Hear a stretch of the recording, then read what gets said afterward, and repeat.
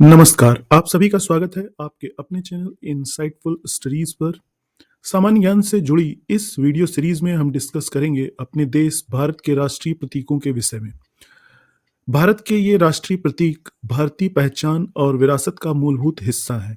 विश्व भर में बसे विविध पृष्ठभूमियों के भारतीय इन राष्ट्रीय प्रतीकों पर गर्व करते हैं, क्योंकि प्रत्येक भारतीय के हृदय में गौरव और देशभक्ति की भावना का ये संचार करते हैं।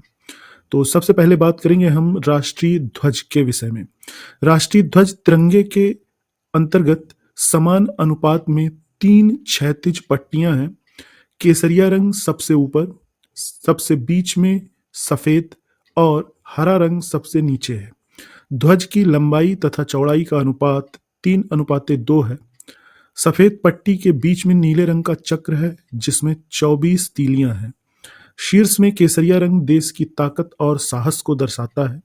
बीच में स्थित सफेद पट्टी धर्म चक्र के साथ शांति और सत्य का संकेत देती है।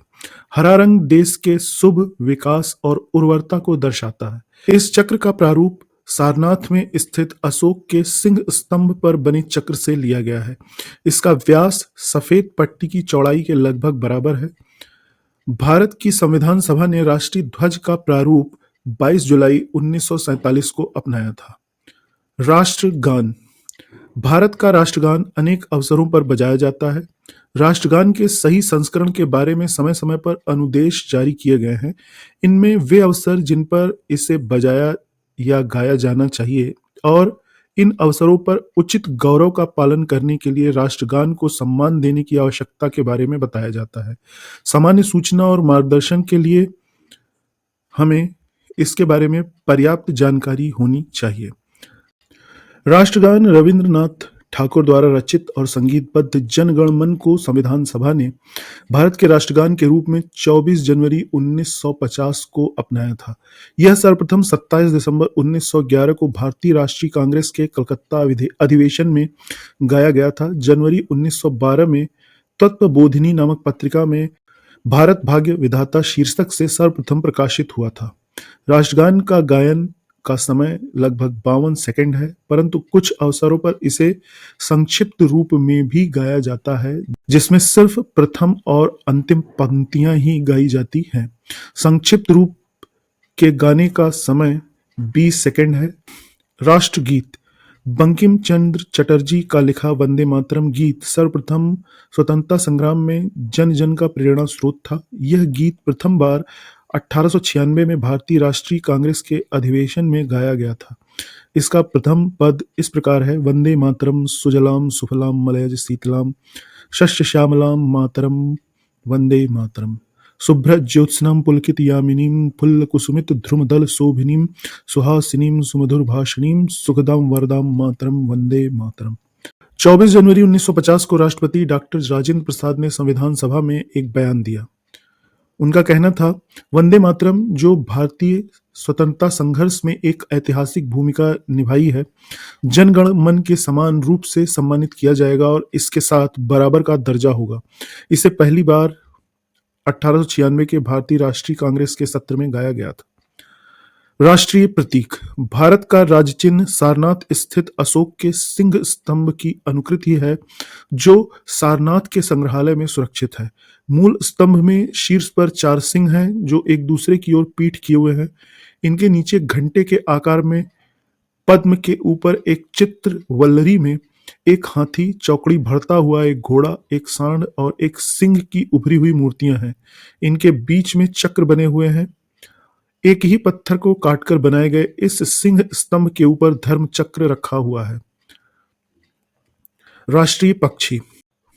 भारतीय मोर पावो क्रिस्टातुस भारत का राष्ट्रीय पक्षी एक रंगीन हंस के आकार का पक्षी, पंखे की आकृति की, पंखों की कलंगी, आंख के नीचे सफेद धब्बा और लंबी पतली गर्दन। इस प्रजाति का नर मादा से अधिक रंगीन होता है, जिसका चमकीला नीला सीना और गर्दन होती है और अति मनमोहक कांस्य हरा 200 लंबे पंखों का गुच्छा होता है। मादा भूरे रंग की होती है, नर से थोड़ा छोटा और इसमें पंखों का गुच्छा नहीं होता है। नर का दरबारी नाच पंखों को घुमाना और पंखों को संवारना सुंदर दृश्य प्रदान करता है।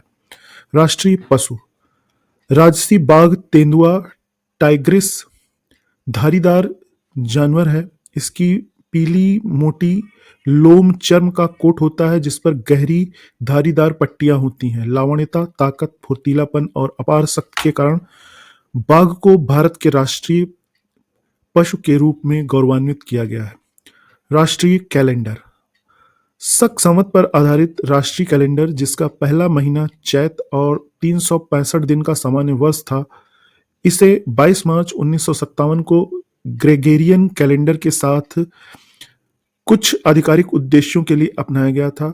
वे आधिकारिक उद्देश्य हैं: भारत का राजपत्र, आकाशवाणी द्वारा प्रसारित समाचार, भारत सरकार के द्वारा जारी कैलेंडर, जनता को संबोधित सरकारी संचार। राष्ट्रीय कैलेंडर की तिथियां ग्रेगोरियन कैलेंडर की तिथियों के साथ स्थायी रूप से मेल खाती हैं। प्रथम चैत्र सामान्यतः 22 मार्च को पड़ता है तथा लीप वर्ष में 21 मार्च को पड़ता है। मुद्रा प्रतीक भारतीय रुपए का प्रतीक भारत की मुद्रा, लेन देन और आर्थिक मजबूती के लिए अंतर्राष्ट्रीय पहचान का प्रतीक है और भारतीय रुपए का चिन्ह भारतीय लोकाचार का एक रूपक है। यह प्रतीक देवनागरी, रा और रोमन कैपिटल आर का मिश्रण है, जिसके शीर्ष पर दो समानांतर क्षैतिज पट्टियां हैं जो राष्ट्रीय ध्वज और बराबर चिन्ह का प्रतिनिधित्व करती हैं। भारतीय रुपए के चिन्ह को भारत सरकार ने 15 जुलाई 2010 को अपनाया था। भारतीय प्रौद्योगिकी संस्थान बॉम्बे से डिजाइन में स्नातकोत्तर उदय कुमार द्वारा परिकल्पित और डिजाइन किया गया यह प्रतीक भारतीय नागरिकों के बीच एक खुली प्रतियोगिता के माध्यम से वित्त मंत्रालय को प्राप्त हजारों अवधारणा प्रविष्टियों में से चुना गया है। विभिन्न डिजिटल प्रौद्योगिकी और कंप्यूटर अनुप्रयोगों के माध्यम से इस नई पहचान को स्थापित करने और लागू करने की प्रक्रिया लगातार चल रही है। तो ये थे हमारे देश के राष्ट्रीय प्रतीकों के विषय में जानकारी। भारत के विषय में और जानकारियां लेकर हम लोग फिर मिलेंगे अगले वीडियो में। यदि आपको वीडियो पसंद आए तो वीडियो को लाइक करें, चैनल को सब्सक्राइब करें, वीडियो को शेयर भी करें, नोटिफिकेशन ऑन कर लें, बेल आइकॉन प्रेस कर लें और जुड़े रहे इनसाइटफुल स्टडीज चैनल के साथ। फिर मिलेंगे। धन्यवाद।